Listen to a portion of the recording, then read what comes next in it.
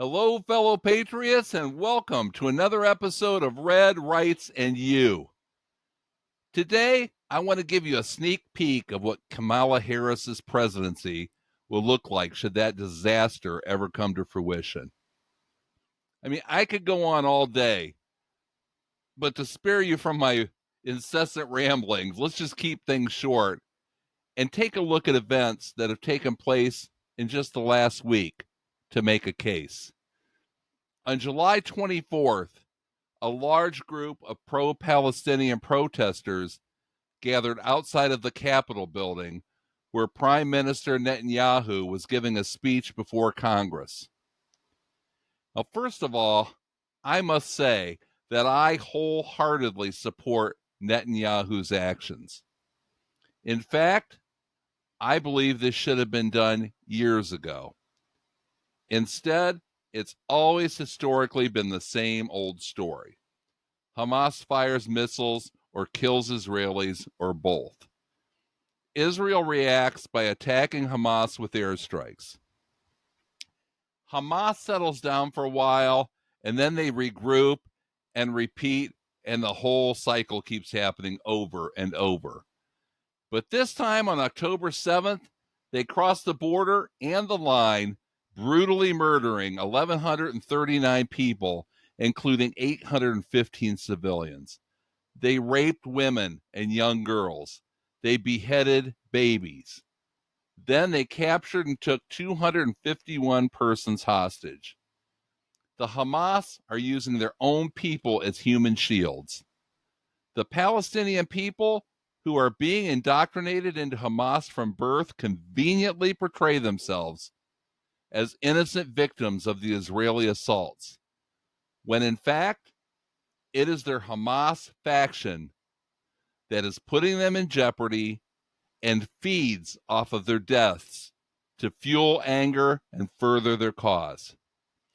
You need to look no further than the radical factions who are participating in the protests here in the U.S.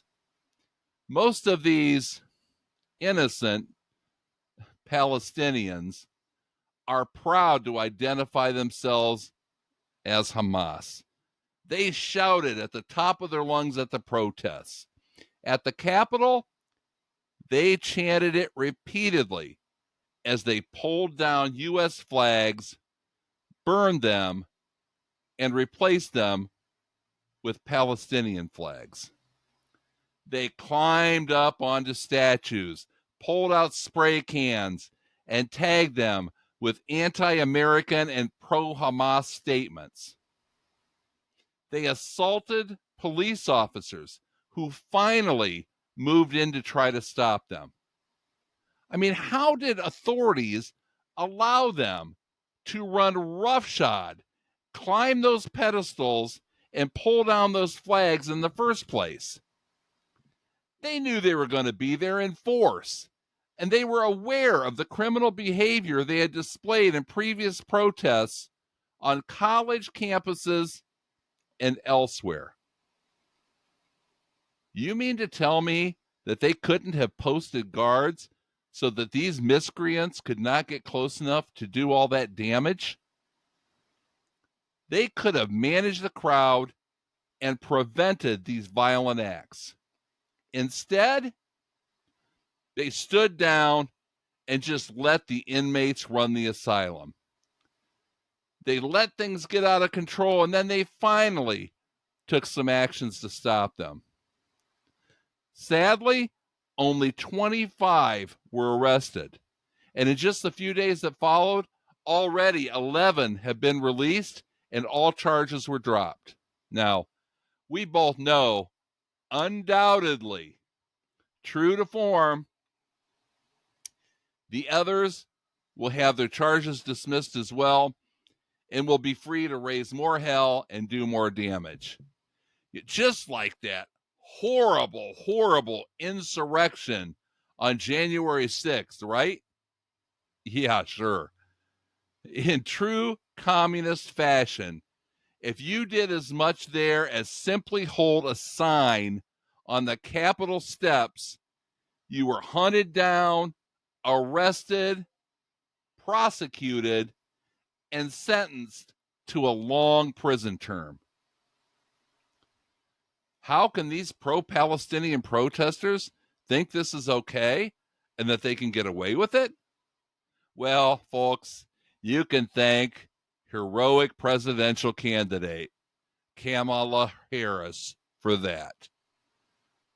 During the BLM riots, while innocent business owners were being taunted, assaulted, looted, and forced to watch their businesses being burned to the ground, Stephen Colbert asked Communist Harris if these atrocities were taking place. She replied, "That's right, and they're not going to stop. They're not going to stop, and this is a movement. I'm telling you, everyone should take note of that on both levels. They're not going to let up, and they should not." Wow. What a great example. And that's an actual candidate for president? Those people weren't held accountable at all. And she sent a clear message that protesting, even when accompanied by violence, arson, theft, and assault, is acceptable and will go unpunished.